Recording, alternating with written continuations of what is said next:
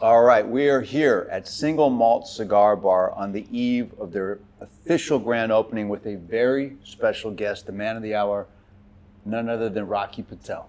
And this is like the first time in 5 years that you've been back to Nashville, which, you know, this guy and I are like, I call him one of my best friends in the industry, and he hasn't been to Nashville, so I'm a little bit insulted here, but. Well, I think the last time I was here was Halloween. We had costumes on some rooftop. But, well, it's great to welcome you back in the industry, by the way. It's fun to have you because thank you, my friend. Finally, and good to see you, John. It's been a while, too. I think last time I saw you in the backyard of the Dominican Republic, suntanning while we were playing golf over there at Casa. Oh, that's right, yeah. You and Savona, right? I was at Savona. That's we were right. playing some golf, and look over, and it's John Huber with his wife hanging out in the backyard. That's right. You have a good memory. What hole we were on, but yes. Casa de Campo. Casa de Campo. Yeah, man. Was John walking around on his phone, or was he actually relaxing? I think he was walking around on his phone. He was walking around on his phone. This would be part of the course, John. Yeah, that's true. That's true. But that's the beauty of this industry. That's the beauty of cigars. It brings people together and creates relationships and friendships that are long lasting. And it's great to have humor back. You know, I certainly am quite boring and with my monotone voice and not funny. So don't understand. I love Tim because he makes me laugh, and you know, and John is of course quite eccentric and very well knowledgeable about cigars and all the good things in life. And so it's great to be back with you guys. And it's always a pleasure to be around people that I enjoy and make me smile and have fun. So well, we love you, man. We're happy to see you. And speaking of great cigars, this is my first time smoking this cigar. Yeah. The 60th? Yeah, well, I don't know why it must be banned in Tennessee because I just don't get out, man.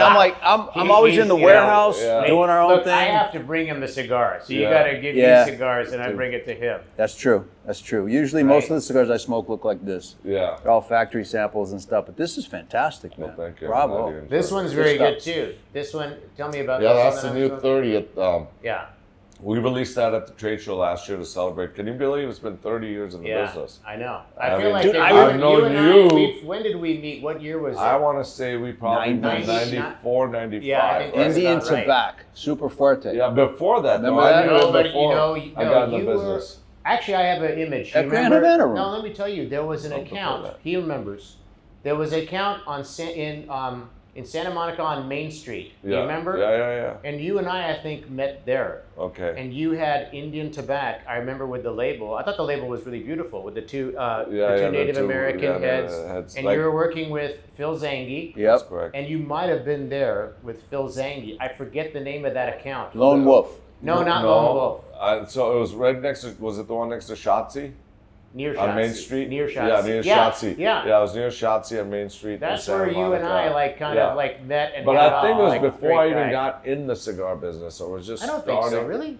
It was right then when we were just tap dancing into the industry. So we met and it's been 30-some years ago. 30-some years ago. I can't and believe then also, what's his name was there at the time?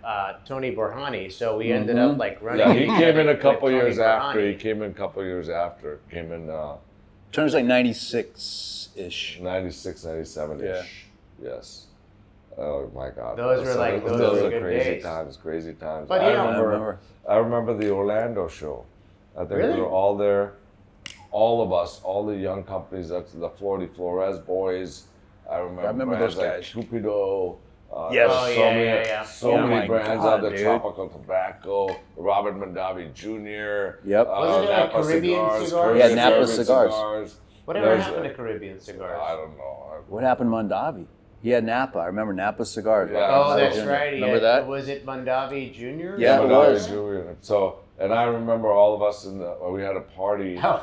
I had a suite and all the manufacturers, and then the security came and kicked us out because the music was too loud. They put us in the ballroom, and George Padron was there. Everybody was there, and then we were all dancing like in a train. And people were taking their shirts off. My God, those were different. I remember, times, wasn't it Cupido Cigars? Was Doug Wood?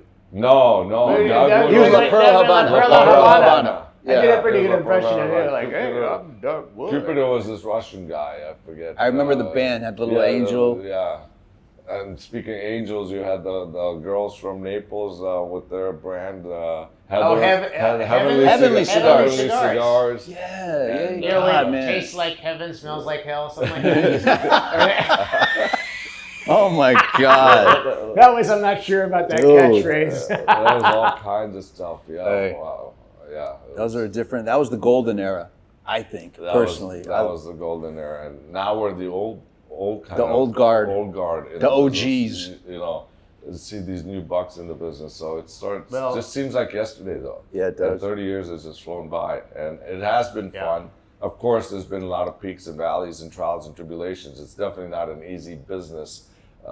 People think it's so easy and that we have so much fun. They don't see the background of all the blending and the work that goes into the factories and you know. Not to the mention packaging the legislation and the fighting. You've done a lot of really great things to curb the legislation and FDA and stuff like that. But to your point, 30 years going by in the blink of an eye, but think about all those brands that we just mentioned. How many are still here? Yeah. You know what I mean? Well, the only ones I can remember when I started would be CEO and La Flor, Dominicana. Think about that. Those are the only two companies That started around that time. Around that time, maybe Perdomo. And La Flor was Los Libertadores at the time. And That's Drew, what Lido started out. Drew with. Estates. And Drew Estates. Yeah. Outside of that, Yeah. they were all pretty much gone. Yep. And it's been a challenge. And I don't know if people ask me would I do it again, and I said I think if I had to do it again, I'd make toothpaste. And you know why? Because everybody uses toothpaste. Well, maybe in a couple of states they don't, but mostly everybody uses toothpaste. And there's only two major brands. You know, Colgate, Crest. Yeah, Colgate, Crest. If you could get like 3% of that market, it'd be huge. Yeah. And here there's thousands of cigar brands. So yeah, I mean, to that. Well, first, before I ask a question that goes back to the root of it, I mean, you're here at Single Malt Cigar Bar. You've obviously had a lot of experience with your burn lounges, which I've only had the pleasure of going to the one in Naples, which I think is a fantastic lounge. How did that what's your impression of here in your initial walkthrough of here? With all the experience you've had with opening up your lounges. I mean, this is absolutely stunning and beautiful. And I know that, Ritesh, the owner, he came up to me, I think, several years ago and wanted to do a burn. And Makes sense. I said, burn is a completely different vibe, the way we decorate it. It's more of I look at it as a really cool, fun lounge bar where you have the opportunity to smoke a cigar, right? So it's not like a typical cigar bar. Like people are dancing at some of them after like 10 o'clock. There's a lot of music. It's not your typical lounge where people are just sitting around enjoying a fine bourbon or a scotch, smoking a cigar, having conversation. Much more upbeat. Over 50% of our audience is women. So it's a different concept, has a different touch architecturally, design-wise. And so I was very skeptical to kind of do a burn lounge without the touch that we wanted. But we said, why don't we make it a Rocky Patel lounge? And I think he's done a fantastic job. Yeah. It's absolutely gorgeous. The bar is dynamic. It's beautiful. The lounge is beautiful. The humidor is perfect. Unbelievable. Yeah. The lighting, Yeah. the way it's represented with a lot of diversity of a lot of our brands, a lot of great brands. All the great brands are here. And so I think he's done a phenomenal job and been very successful. Yeah. Oh, and I know the that staff is perfect. Right. I know he's very excited to have you here for the grand opening. Yeah, we're looking forward to it. We're looking forward to it. So he's worked hard on it and pleasantly surprised. It's class all the way. Yeah. Yeah. Definitely. I mean, they've only been open since what? Soft opening was what? Maybe like 2 months ago. Yeah, Was it and I soft mean opening? already it's become like a main draw in Nashville's cigar community. So it's gonna be packed tomorrow, definitely. I mean, my fond memories from Nashville were to visit the CEO office, your old offices, and your dad and your family and all you guys that worked there. Now it's an art museum. Yeah, we turned it into a contemporary art place, center. Yeah. You didn't get to see where it started though, on Osceola, where we really started. It started at the basement of our old That's home right. on Kendall Drive. Yeah, I remember all. Does that 830 Kendall Drive. Predate you or did you work in that? Did you work in that house? So in that house, when I first started, we used to drive Philip Thompson's pickup truck to the house on Kendall, load up the cigars. John had that little So John, what year did you start? I started April 15th, 1996. So he was right there from the very get-go too, because that's about the same time we all got into it. That's when I started. Early 96, late 95. Yeah.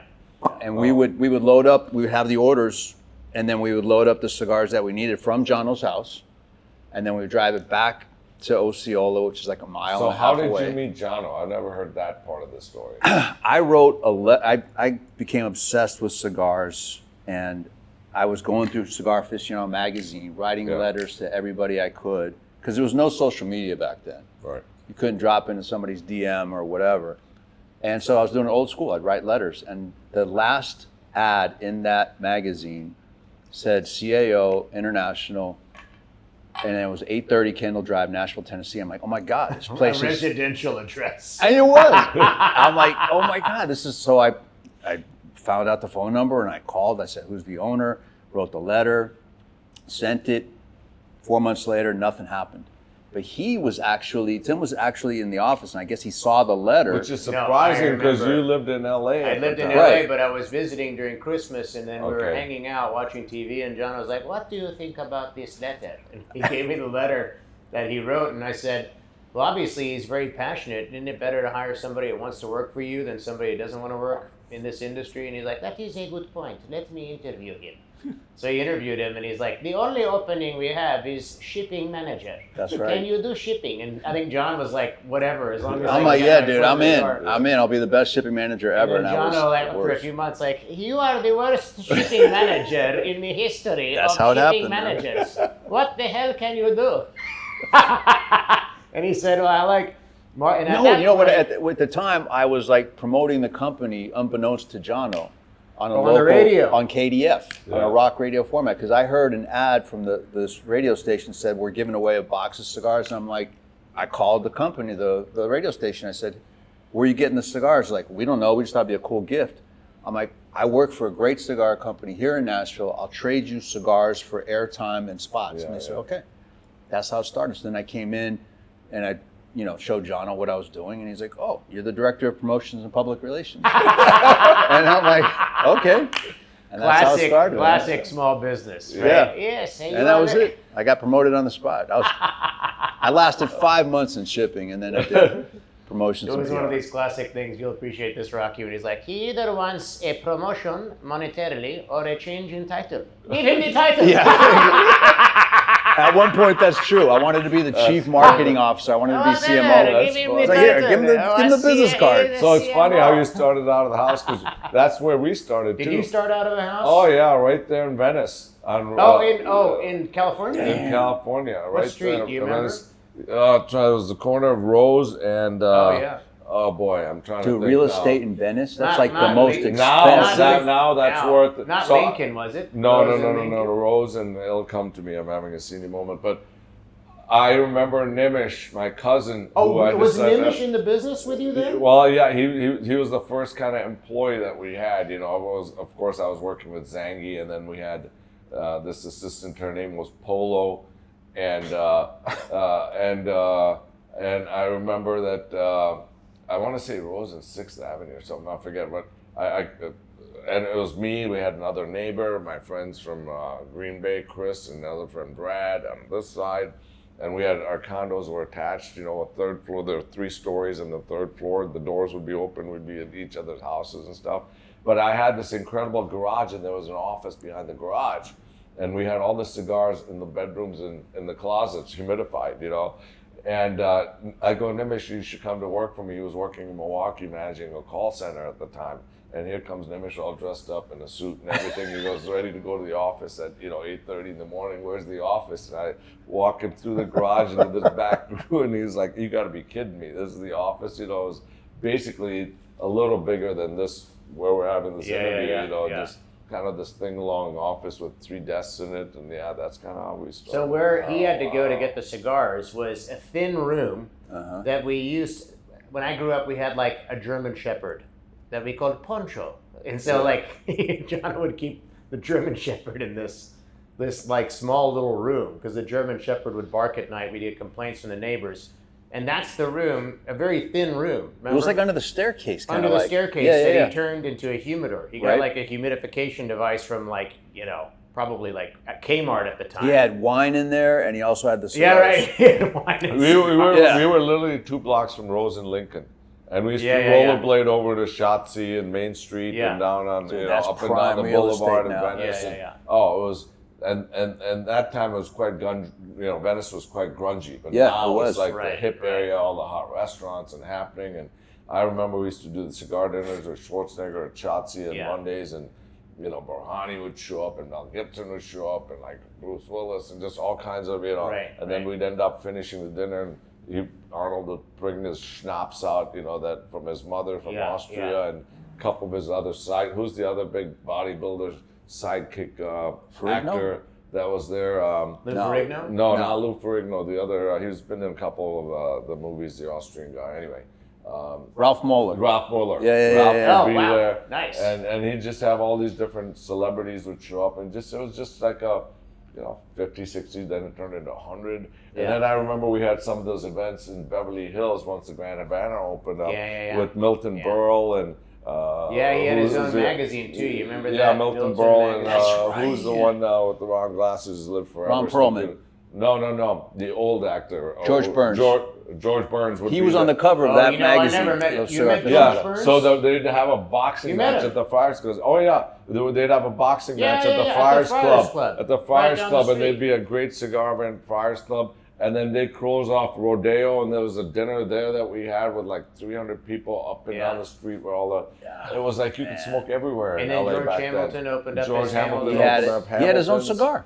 Yeah, Hamilton's he had his own Reserve. cigar. Yeah. I remember being in Europe at a trade show with him, the Cigar Journal Awards in Vienna, and I remember he was dancing on top of the bar, and I was there with Nick Perdomo's wife, Janine, Yeah. and I were dancing on the floor, and here's George Hamilton dancing on the bar. no kidding. There's some amazing stories. Yeah, if yeah. we put together Yeah. stories, I mean, it's just some fabulous. We should stuff. probably do that. We should like write Yeah. a book of like the The cigar. whole That was a Yeah. cool. I remember Nazareth's. Oh, Oh, of yeah, course. He's yeah, still yeah, there. yeah. Naz Is is he still still there. there, He's Naz? still there. Naz Yeah. is still there. He's Really? one of 2 Wow. licenses that have been grandfathered in Beverly Hills because you can't smoke anywhere in Beverly Hills now.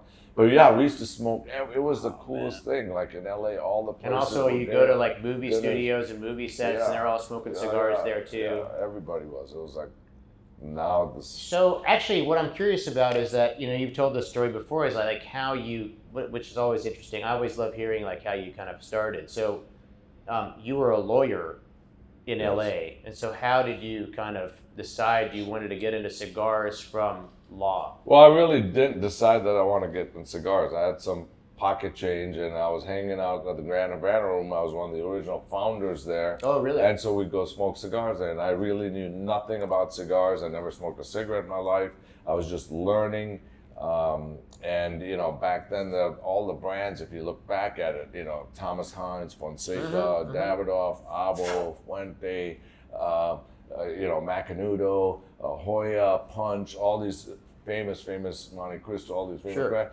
Everything was quite, should I say, I don't want to use the word boring, but I would say that they were quite mild to same. medium. Yeah, It was yeah, not. yeah. You didn't have the characteristics that we have in the new modern world Completely. of cigar making, right? So everything was quite linear, and so I didn't know much, and you were smoking cigars, and it was kind of a cool thing. And it was more about the social aspect of it all, right? Bringing the camaraderie, meeting people, hanging out, and I was just hanging out at the Grand Havana Room, and then Phil Zangi had a father who was quite crazy and dynamic. Have you ever And seen? how did you meet Phil Zangi? So I met his father, who was a member at the Grand Havana Room. What did his and dad do? So he was the ultimate con man.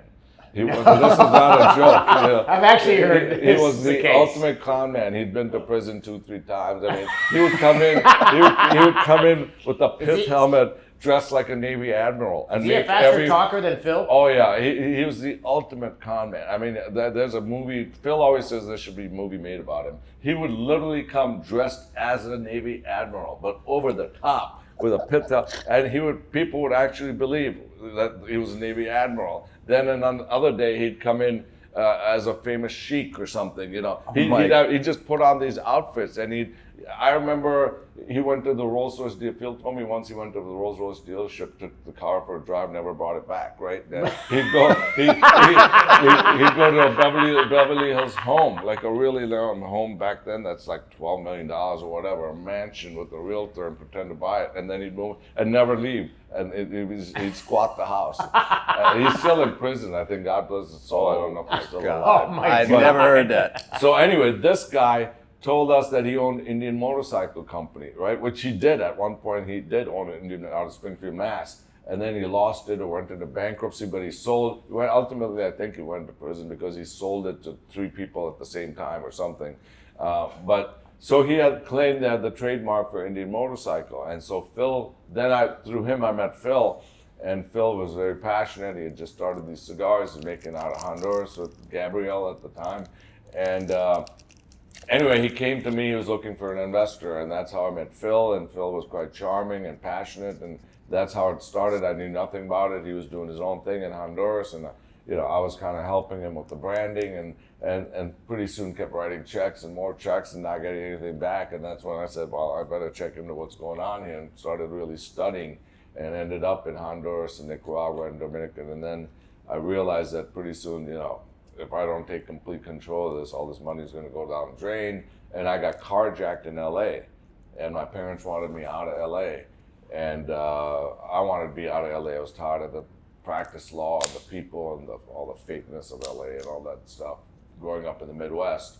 And so I had a good family friend that was in Naples, Florida. He said, I'll he had a lot of experience in business, somebody I respected very much by the name of Casey Stock, and a very successful businessman. So I decided to move to Naples, complete career change, life change, out of the traffic. What year was that? That was 1999. So in 99, we moved and started out of a tiny warehouse with 3 employees, myself, this gentleman, Tom Coleman, another neighbor friend of ours from Edwin Jansen, his name was, and then Nimish. And that's how we started. It was actually 4 of us. And what brands did you have at that time? Still Indian Tobacco. And Okay. In 99 it was still Indian Tobacco. Tobacco. Indian Tobacco, Yeah. and we were having other people make it for us, right? So Nestor was making stuff for us. Other people, Augusto Reyes was making stuff for us in Dominican. And I'm remembering the brands going, wow, all those brands back, the Tomahawk and Chief and all that stuff. And then So then did you realize at that time in 99, that... Well, I soon realized that we had to be vertically integrated, right? If we didn't have complete control, like I used to fight these guys about the quality. At that time there was scarcity of tobacco. The boom was kind of on. Sure. So, they would change the binder, they'd change the filler, they'd change the wrapper, the you have no consistency the then, tobacco was not fermented enough. And I wanted the best of the best. After visiting all these factories, I learned quite a bit about what people are doing right and what people are doing wrong.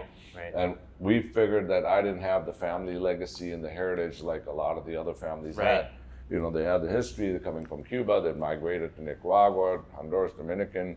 Their grandfathers made cigars, their great-grandfathers made cigars. Well, I didn't have that legacy of being born in a Cuban family and the heritage and history. So I had to work on quality. And the market was finally coming around where people were really learning about cigars and their palate was really refined, and it wasn't like the cool thing to do anymore. People were adjusting and trying new stuff, and you saw brands like Bahia take off and other brands that had good construction, good flavor profiles. So I always made good blends. I trusted my palate because I love to cook and I love good wine, and I'd make great blends, but then when we were having other people make them, they were inconsistent. Right. So we soon realized that we had to take complete control. And I remember meeting the people at UST in Honduras, and they had brands called Don Tomas and Astral. That's right. They gave them to Southern Wine, and they distributed them all over to the grocery stores, gas stations. Especially so they got kind of banned by the retail community, and their sales plummeted. And they had this beautiful factory, and they were sitting on like over $100 million of aged tobacco, great tobacco. And I said, wow, this is an opportunity for me to get this tobacco. And they said, well, we won't sell it to you unless you make the cigars here. So I said, well, if you let me have complete control of the curing, the fermentation, control over the rollers, and how we actually bunch the cigars, how we manufacture everything, really in-depth control of the whole process. And they said, okay, you can have control. So when I had complete control, I think I made 123 blends, out of which we chose the one blend. And that's when we launched the vintage 1990 and the 1990. That's the one with the burgundy bands. The burgundy bands. And Yeah. that's when I said I put my name on it, because then I was proud that I knew the cigars were going to be good. So that's how it started. And then That was from there, that was in '99. that was in 2000, I want to say 2000 or really? Okay. yeah, so it took a while to get out of that Indian tobacco phase. And I think 2003 is when we moved, after I launched the vintage 90 and 92. And then soon after that, we started working and we took over this building Swisher was in Valparaiso. And then I formed a joint venture with Nestor Placencia family. And I said, listen, please allow me, you're great in growing tobacco, you've got some great tobacco, but I need to ferment it for 4 years, and I need to do this, and Nestor, moving. Yeah, you can do a great organization. chicken organization. So then it took a while to get that trust from their family to allow me to do things our way over there, and that's when we moved on to the Edge, which was kind of a phenomenon. That was a monster. That was a big hit. Yeah. And nobody back then ever used Panamanian tobacco, and 50% of the filler, and that's from Panama. And that just had a whole different flavor profile. And then after that came the Decade and Sun-Grown, and so then that evolved. And then after that, started with Ernesto Perez Carrillo, who's a good friend of ours. He knew I was looking for somebody to work with in Nicaragua and start our own factory. And Amilcar had just left my father family. And he was on his own. He said, I want you to meet this kid. He's very good. Oh, I didn't know that. So Ernesto introduced me to Amilcar. And so I met him. I liked him. He was very passionate. So then I opened a factory in Nicaragua, and then it needed somebody there, hands-on, to watch everything. And we started our own farms, and then the factory, and then all the Nicaraguan stuff started coming out of Nicaragua. So we were actually working with Abdel for a while. And Abdel used to come down to our house in Honduras, because we used to always bring people down to Honduras to visit the farm factory and the farms. We were one of the first ones that started all those tours down in Honduras. And so he was always looking for work. He had a small chinchillera where he was making stuff. And I said, well, Abdel, we got a different quality. They're making sandwiches. This is how we do stuff. So I gave him small projects, and that's how we came up with the summer, the winter, the ones you imitated, all the autumn. Summer blend, winter blend, spring blend, and so midsummer blend. And then what happened is my cousin Nimish introduced Abdel to the CI guys, which was a big mistake at the time, because then Alex went down there, met Abdel, and they started giving me huge orders, and that's where Abdel started. And then I wasn't getting enough cigars at the time, so we said, let's start our own factory. And that's what resulted in us starting our own factory. I see. But was there like I always say, when people ask me what was the tipping point of CAO, usually I go back to like 1998, because, we struggled for a while. And I think you went through the same experience. So it took like some time to figure out, and then there was a tipping point. But was the tipping point then the vintage, would you say? Because I remember when the vintage came out. Well, I think the vintage kind of put us on the map, right? So then people took us seriously. I wouldn't say seriously. They gave us a little respect. People like the vintage. I remember the vintage so was let's say we started earning a little respect with the vintage. Then when the Edge came out, we got a little more respect. Then when the Decade came out, a little more. Hey, That's a lot of respect, though. That was like high ratings on the 95. High ratings, and so then it started turning into a brand. And then I think once we started making our product out of Nicaragua, our cigars in Nicaragua, and then we clearly had our own farms. I would say it was not till 2009, I would want to say, that I kind of felt comfortable, right? Oh, so really? you're always like, okay, you can go up here, but the fall is long and hard. Right. And so Which is interesting, because that was like after we had sold CAO in 2007. Yeah, so I would say for us, tipping point I would was say that in 99, 2010, I kind of felt comfortable that, because you're always reinvesting all your money into tobacco, Sure. right? Inventory, because if you don't have the right materials, if you don't have the age and the material. So 2010, 11, 12, 13, then I kind of felt like we're turning the corner. And now we felt like, okay, we're a real brand. We're going to take these things real seriously, really focus on stuff. And so I'd say starting 2015 is when we were like, okay, now let's take it to the next level. So I would say the first 10 years are quite shaky, right? You're not sure. Your decision making, you question yourself whether you're going, even though you have some wins, there's a long way to go compared to a lot of the big companies that are corporations that have been around, and of course some of the family legacy companies that I respect very much. So yeah, it's definitely been a struggle. And I never let the foot off the gas. I think 600 cities, 700 days, road warrior, being on the road, just grinding. And then just when you think you're getting successful, here comes along the FDA regulations, right? Yeah. The taxes. First you had S-chip, our taxes went from... Everybody thought S-chip was the end of the industry. Remember that? Right. It went from importing cigars for 4 cents to 40-some cents. And they were actually looking at $10, $12 per cigar. That. And I went to Washington, D.C. with Jeff Borshowitz from Corona Cigars. I said, Jeff, I smell a rat. I mean, it's impossible how they can take a cigar that's taxed at 4 cents per stick to $12 per stick. I just smell a rat. There's something wrong. I've never been involved in politics and had no wish to get involved in politics. There's something going on. We went up to Washington, D.C., stood in the cafeteria. I'd never been to the Senate or Congressional building.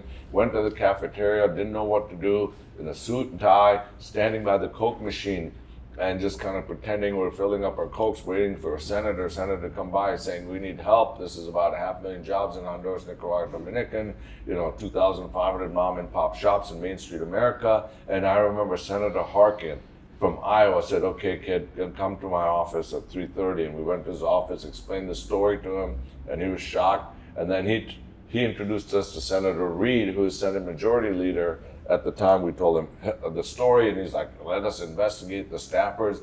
And there was a staffer on Senator Reid's office by the name of Robert, who was passionate about cigars. And then he started kind of, doing some investigation work for us. And pretty soon we realized that there's some big companies and big organizations that are pushing and lobbying very, very hard for a much higher tax because they wanted to make sure that the smaller companies would be gone and they couldn't afford it. And that's where the rat was. And then we started meeting with Senate finance committees, and it's long history. And that's how I kind of got into this whole political, just getting involved in the whole regulation aspect dialogue, of what was attacking the industry to find out. And so finally we got that and settled it for 42 cents. And we were basically fledglings at the time, learning about the lobbying industry. We had no money. There was no, the premium cigar industry had no lobbying. There was an organization called Cigar Association of America, mostly made up of the big companies. And they had all the power, and the small family-owned companies had no weight in Washington. They had no idea what they were doing in Washington. And we could see what was going on. That's when I started to reach out to all the family-owned companies saying, we need to get organized. They're like, oh, you don't know what you're talking about. I said, we need to get organized. I'm telling you, the big boys are going to throw us under the bus. And then here came, right in the back of it, here comes all this FDA regulation, 3,500 pages of stuff that President Obama signed. And we became the unintended consequence of this regulation. They were after cigarettes and e-cigarettes and vapes. Flavored stuff.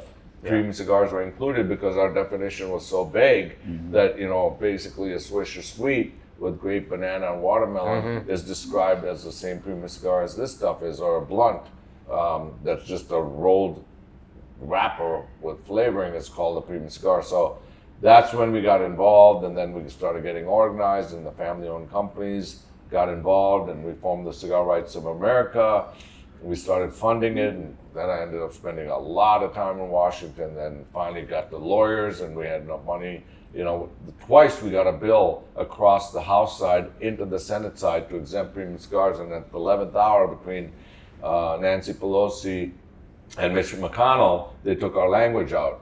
And so we're like, we've spent, $8-9 million over several years lobbying and not having any success. Finally, we went to the courts, and at first we interviewed all these lawyers, and we finally found, this lawyer that we absolutely loved, Michael Edney, and that Michael didn't want to take on science, didn't want to take the FDA to court and battle them on science because it's hard to win against an administrative agency. The challenge and the hurdle is very, very high. The level of proof that you need to overturn what the administrative agencies and the governments, and we said, listen, we have all this data from the New England Journal of Medicine, we have the FDA's own data, we hired a top epidemiologist, top cardiologist, all these doctors, and we collect our own evidence, and we went to court. And believe it or not, the judge ruled in our favor. The first case was warning stickers, and the big companies all wanted to, obey and say, oh yeah, we should put warning stickers, we should, acquiesce to what the government wants and this, that. And I said, no, I mean, these ugly warning stickers take away from our beautiful packaging. If you look at a bottle of bourbon, wine, Scotch, it talks about the family history, the legacy, the vintage tobaccos. It's so much work goes into making a cigar. By the time you plant a seedling in the ground, the time you get a cigar in a box, takes 4 to 5 years, 300 hands touch it. We want to portray the luxury and the art in a beautiful manner and present the work that's gone into this fine cottage industry. And so the judge finally ruled in our favor and said, the FDA has not provided any evidence to show that premium cigars possess a significant risk to the public at large, and there's no reason to have warning stickers. We were like, wow. And then the next thing they was wanted, that Judge Mehta? Judge Mehta, Okay. yeah. And then the second case we filed was because every cigar had to go through constituent chemical testing. No new cigars were allowed on the market after 2016. So Substantial equivalence. Substantial equivalence. It would have called companies like us tens of millions of dollars to comply. It would have wiped out 80% of the family-owned companies, right? And again, this was being pushed by a lot of other companies that were mentioned. And so we fought. The family-owned companies put up their own money. I think we put up $8 to $10 million to fight that. And again, we won again. And the judge ruled in our favor that the FDA had enough time to come up with a narrow, tailored rule for premium cigars. But the one shoe fits all philosophy, trying to compare premium cigars to cigarettes or other tobacco products makes no sense. There's no youth access issues. The consumption patterns are different. You don't inhale the tobacco. The way the tobacco is cured and fermented and everything else, it makes no sense. The benefit to society versus the burden on an entire industry makes no sense, and it threw out the entire rule. And finally, we went after the entire rule to get rid of it. We won that too. They appealed it. We won the appeal. So there's constant battles. Just when you think that you've become successful to work hard and establish a brand, there's anti-smoking regulation, taxation, like states like California and New York, 70-80%. So it's a challenge. You work so hard, and that's why I go back to making toothpaste. You don't have all these problems. So it's been a challenge, and it's a constant battle. And we work so hard to create this brand and create jobs, and this is something that people enjoy and they love, and they don't abuse it. You don't see people standing on the street corners or outside high schools or campuses chain smoking cigars. It doesn't happen. It brings people together regardless of race, religion. It doesn't matter socioeconomic class. In this day of Facebook and Twitter, when everybody's like this, you can actually have a conversation about life, politics, sports. Right now, there's so much divisiveness. Right now, between everything that's going on that you see on TV, with there's ICE and protests and Free Palestine and this, that, and the other, and all the stuff. Yeah, you can Amazing exhale, enjoy this. How cool it is when people get together in a cigar lounge like this. It absolutely brings people together. Right. And I think with all the differences in the world that are going on right now, I always said that the leaders of the world, like President Trump and Putin and many others, would actually have a bourbon and scotch and smoke a cigar, we could solve a lot of the world's problems. I agree. I agree 100%. There was something that my father always said about, like, you are inhaling and holding it, you're not inhaling it into your lungs, and then exhaling it, and you are relaxing, and you still get a little bit of nicotine from the side of your palate. You can be alert and listen to somebody else and actually, like, I agree with you, resolve issues and problems that you have in the world. I always say, like, cigar is a common denominator. There could be a doctor, there could be a bricklayer, and you guys are smoking cigars. You say, oh, what do you smoke? And then you have a conversation, you actually engage. Yeah.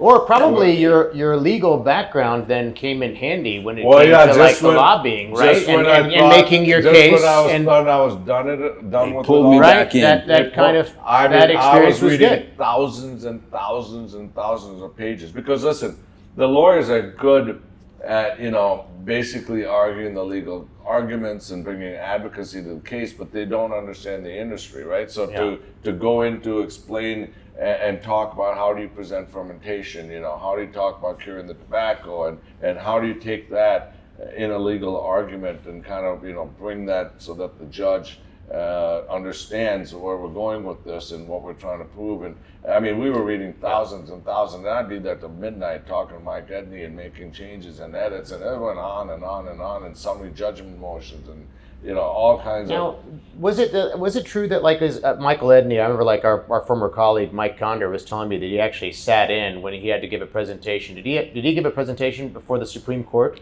Well, he actually did. He had oral arguments in front of Judge Mehta in federal court. So I was sitting. Yeah, there and Mike was there too, or something like that. Yes, I was sitting there. He said that was fascinating. Yes, it's right, because that's within the legal framework where you have to make a salient argument. Absolutely, you're right there, and you have an hour within which both sides are making the arguments and oral arguments. You have the Justice Department on one side representing the FDA, and you have Mike Edney on the other side representing. At that time, he was representing CRA and CAA. Oh, and CAA. Yes. But CRA put in all the money. CAA did not. Oh, really? Yes. It's a long story. The family-owned companies funded the whole battle. Absolutely. I see. And it was our attorney. So, and we were very particular of what we wanted in the definition, right? So, there's other companies that I won't name that wanted the definition of premium cigars much broader, to include machines, to include flavors, to include a lot of other things. And we wanted dark, fire-cured tobacco. We wanted a narrow definition because we wanted 100% natural wrapper, filler, binder, rolled by hand, no machines, no flavors, no characteristics, flavors, etc., etc. We wanted it simple and natural because we knew that the FDA would really push back against anything that included any additives, any flavors, anything to do with machines, because then it opens up the scale from right now we make about 400 million units, 350 to 400 million units. If you include all the machine-made and flavored cigars, now you're talking about tens of billions, okay? And that's the problem with usage issues, other issues, constituents in the cigars, and so we knew we'd get a lot of pushback, and it changes the science of what you're arguing. And that was the whole case, it was based on science, it was based on what we're arguing, on consumption patterns, on usage patterns, all that stuff. So it would have completely changed, and I think because of the narrow definition, we got this victory and this carve-out from this judge, because he realized it's a completely different product than all the other products that they were trying. And it was a very simple formula. If you have a lifeboat that holds 12, you can't put 50 people in it. Everybody goes down. And that's what we were trying to do, is slowly get this across the goal line, and then we can talk about some of the other products. Because I have Java, which is a flavored cigar, and Drew Estate makes a lot of stuff. And we said, well, that's a different battle for another day, because I truly believe that the people that smoke those kind of cigars are also adults, sophisticated adults. You're not having children smoking Javas. I mean, they're $14, $12. They're smoked the same way as these products. But that was a different battle for another time. And speaking of the Supreme Court, right now we have a battle in the state of California where we're fighting that, and we've actually litigated now in federal court, and we filed a claim also in the state court. And California is basically trying to, I shouldn't use the word blackmail, but in order to do business in the state of California as a cigar manufacturer, you have to register your brand, every vitola, every size, every brand, pay a fee for it to do business. Now, we're getting punished unduly here, because what California said is that e-cigarettes, vapes, and all these other products are banned or regulated in the state. Premium cigars are not. So they're totally fine. But how do we know when we send in our officers to the tobacconists to find out which ones are protected, okay, and allowed in the state of California? And they said, you need to actually file a registry and pay money in order so we can say that cigars are protected. And said, well, each company can provide you a list of products that comply with the state of California, so your regulators know which ones are exempt and which ones are not. It's very simple. We provide you a list. You have a list. And they said, no. You got to pay for this list. You got to register with the state, and it's an ungodly amount of money. It's like $2,500 per SKU, per brand, and it's tens of thousands of dollars. So it's, I believe it's a violation of the Interstate Commerce Clause, the Intrastate Commerce Clause, and due process to be able to do business. Imagine charging every company to do business in the state per SKU, So we filed 2 lawsuits, and that might end up in the Supreme Court. And I think if it does, that's going to be a landmark case for a lot of other products in the state of California. So you think that's the direction that's going in now? We've already filed. That's the direction. Is that filed by CRA then? In this that is again instance? filed by the family-owned companies. Through the CRA. Through the CRA. Been funded by the CRA. Well, when they put that and they implemented that, I was hoping other states wouldn't follow suit. That's our big worry, right? Because this is cash, they're looking to raise their revenue, and we're being targeted for a legal product that is sold to adults, that is legal. I mean, you can buy marijuana, you can buy this, but a legal product, we're unduly taxed on it just to do business in that state makes no sense. So for cigar consumers that care about this and want to protect cigars, should they all become members of the CRA? Well, they should join Cigar Rights. CRA is Cigar Rights of America, by the way. The website is cigarrights.com. Please join. I think it's $25 or $30 to join. 100% of your money goes towards protecting your personal freedom and right to enjoy cigars, lower taxation, anti-smoking regulation. Many states don't want you to be able to smoke in cigar lounges.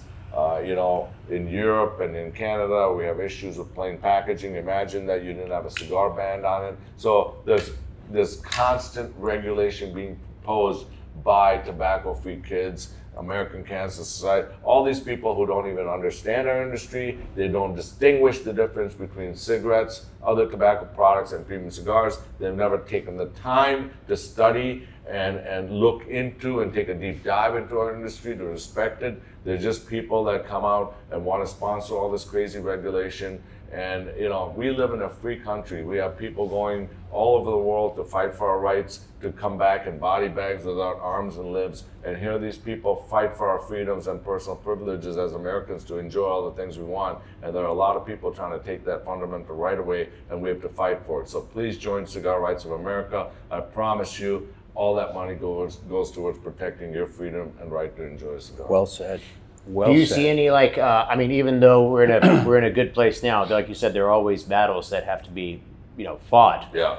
Do you see any sort of what are the next kind of battles that we have to worry about now? I think that we've made a lot of progress, right? So I think that over the last decade, the amount of money, time, and energy Cigar Rights of America spent in Washington, D.C., we have prominent leadership there, we have prominent lobbyists there. We're in the forefront of all the regulation that's coming up. I mean, there was something that recently came up where they wanted good manufacturing practices. Once the FDA lost their lawsuits, then they came up with another regulation, good manufacturing practices. Basically wanted to turn our factories into scientific labs like Bayer and like Eli Lilly and the big pharma groups, Merck. I mean, we're not making pharmaceuticals. Each room had to have a special climate control. That's not how cigars are made. Luckily, we have the Trump administration that we're working closely with, is trying to put the kibosh on that. So they're constantly trying to put us out of business. And so we're funded now. We're putting in a lot of our own money to fight these battles and get ahead of them. Before, we were always behind the 8 ball. Once stuff came out, we're fighting to fight it. But I think we have a good level of education now on the Hill with a lot of congressmen, with a lot of senators. A lot of them smoke cigars, enjoy cigars, and are champions for our cause. And so it's a battle. It will always be a battle, but at least we're right there in front of it, as opposed to being locked like we were 15 years ago. So, I mean, I view you and what you've done with, your company, your trajectory, what you've done is very inspirational, right? So I just want to say that, big admirer, fan of you and everything that you've done, your company. And also, thank you for all the work that you put in on the legislative front to let us in the business continue to do what we love to do, because had you not taken that battle up, I mean, who knows? You know what I mean? So I'm honestly, man to man, I'm just grateful for everything that you've done. for the industry. And also, that we're here in Tennessee, so any way that we can be helpful. Yeah, absolutely. Well, you guys have been. I mean, listen, I've reached out to you before, and you've helped. Yeah, out with some and of we your had good contacts senators like Senator Alexander. I know was a big cigar smoker back in the day. This battle takes all of us, so it's something that we all have to get more inclusive in the battle and stay ahead of it. And unfortunately, there's been a lot of people who haven't been involved, and it's important because there's too many of the people that don't enjoy cigars that don't understand, and I wish more people would enjoy it because it is something that is special. What amazes me and what drew me to the industry initially was just that the agricultural aspect of it, of like it was completely from seed to shelf, made by hand, no additives, no chemicals, no machines. And tobacco, time, and water. Right, the romance of it, right? But what boggles my mind is how the FDA comes after a pure craft like this, but yet they'll turn a blind eye to all the crap that they put in our food. Absolutely, that's mind-boggling. Mind-boggling. Pesticides in our food, like, oh, that's okay. And the stuff they put in women's makeup that they put on their skin. In Europe, you can't get away with that. No. Like, you can't put this stuff in the food, but it's okay here. Yeah, it doesn't amazing. Make sense. When you eat pasta in Europe, I can eat pasta 2 or 3 times a day, and you don't feel pregnant. You don't feel like bloating. Here, our food is so adulterated, right? Right. And I think that we have people now in this new administration fighting for it, but there's so much pushback, and I don't get it. I mean, big pharma. There's a medicine for everything. If you look at nightly news, 80% of the ads there's a medicine for if you smile too much, if there's medicine for everything, and the side effects are are worse than what you're trying to cure. Worse than what you're trying to cure. So we have all these agencies that are focused on the wrong things, right? Take care of our food. Take care of where it starts, where it matters. Look at our tomatoes are this big. I mean, everything with hair products, everything is adulterated. It's always been. It's mass. But it comes down to lobbying. These big companies have lobbied so hard in Washington, D.C., and and people vote for where their pockets are filled. It's unfortunate, So I think people need to really look, and agencies really need to look at what they ought to do instead of tackling products like this. Completely. Do you feel overall, how do you feel about the premium cigar industry? Do you feel overly optimistic about it? Neutral? Well, I think I'm optimistic because I think that people, the new generation, I think the people that enjoy cigars really appreciate the artistic quality and how labor intensive it is to make a great quality cigar. I think through a lot of the education from all of us that make cigars that have taken people down to Nicaragua, to Honduras, to Dominican Republic, really educated the market on the art of cigar making, has cultivated a loyal set of admirers who enjoy our products and they appreciate it. And I think, nowadays people are not drinking, like we did in college, cheap beer and cheap whiskeys and vodka. They appreciate the fine bourbons and the fine scotches and the wines, and they appreciate, good food, and they appreciate cigars as opposed to cigarettes. So I think it's trending in the right direction. I just wish we could get some of these haters and regulators off our back, and some of these, local congressmen, state senators who think that just taxing a product, there comes a point when you tax it where it becomes de facto prohibition.